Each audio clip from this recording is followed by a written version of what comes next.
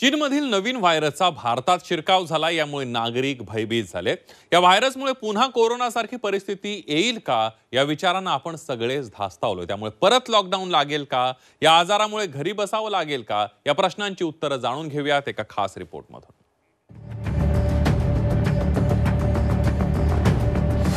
व्हायरसची entry, लॉकडाऊनची वर्दी।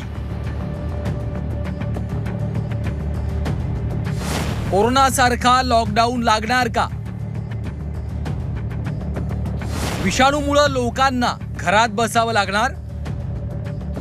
कोरोनाचा भाऊ म्हणून ओळख असलेल्या HMPV आजारानं भारतात वर्दी दिली आहे। चीनमध्ये उद्रेक झालेल्या HMPV आजाराच्या विषाणूनं भारतात एंट्री झाल्यानंतर भारतीयांच्या कोरोनाच्या आठवणी ताज्या झाल्यात। कोरोना सारखाच आजार वेगानं पसरत असल्यामुळे सामान्यांमध्ये आजाराबाबत प्रचंड भीती पाहायला मिळते।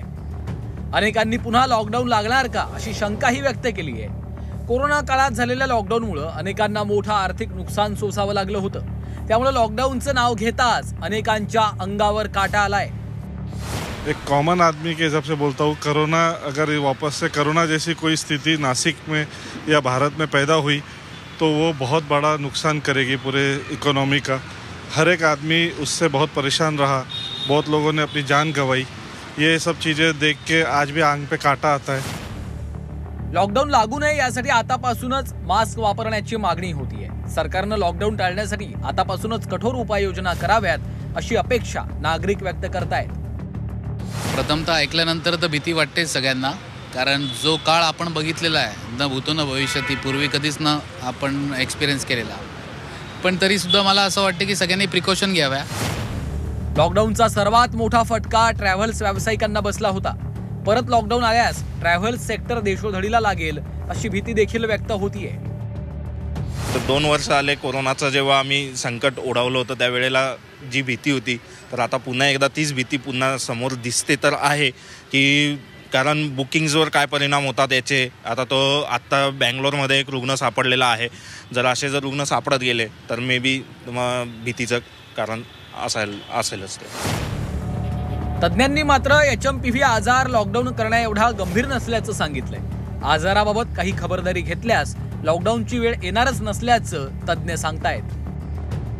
मुख्यमंत्री देवेंद्र फडणवीसांनी आजाराला घाबरून जाऊ नये असं आवाहन केलंय। हा व्हायरस नवीन नाही आहे, यापूर्वी देखील हा व्हायरस आलेला आहे। पुन्हा त्या व्हायरसचा चेंचू प्रवेश होताना दिसतो आहे। या संदर्भात जी काही ॲडवायझरी आहे ती आम्ही लवकरच त्या ठिकाणी जारी करू। ही काळजी आपण घेऊ। आता लगेच पूर्णपणे घाबरून जाण्याची आवश्यकता नाही।